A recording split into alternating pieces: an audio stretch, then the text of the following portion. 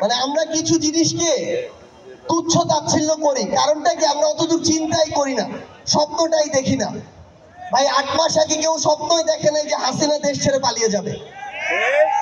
সবাই ভাবছিল যে মরার আগে পর্যন্ত আওয়ামী লীগকে সরানোর কোনো উপায় নাই, এটা বাস্তবতা।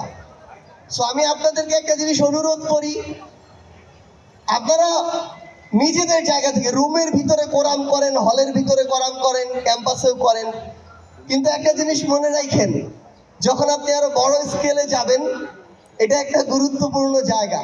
একদম এইভাবে লিখে দেওয়া হয় নিচে আপনার এরিয়া, যেটা দিয়ে আপনি নর্থ বেঙ্গল বলেন বা উত্তরবঙ্গ বলেন, এটা যখন আপনি যত বড় জায়গায় যাবেন এগুলো ফেস করতে হবে।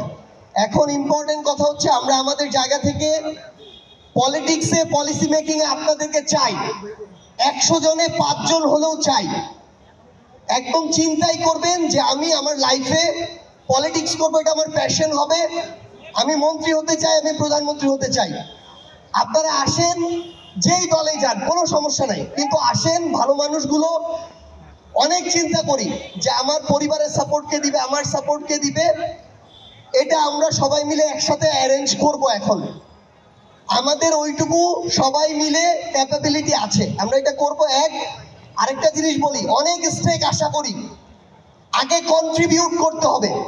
ন্যাশনাল পলিটিক্সে এখানকার 100 জন মানুষ যদি কন্ট্রিবিউট করে, তাহলে মারামারি করে হলেও 10 জন স্টেক আদায় করে নিতে পারবে। আগে কন্ট্রিবিউট করতে হবে। আপনাদের কাছে অনুরোধ, এখন পলিটিক্সের কথাটাই বলছি, যাদের আগ্রহ আছে, ইচ্ছা আছে, অনুগ্রহ করে যে দলেরই হোক, ভাইদের আপনার পছন্দ, যাবেন, কথা বলবেন। আমরা আমাদের জায়গা থেকে আপনাদেরকে নিয়ে একসাথে কাজ করব ইনশাআল্লাহ। একসাথে যেই স্বপ্নটা আমরা আমাদের উত্তরবঙ্গকে নিয়ে দেখি, সেটা আমরা সফল করব। Thank you.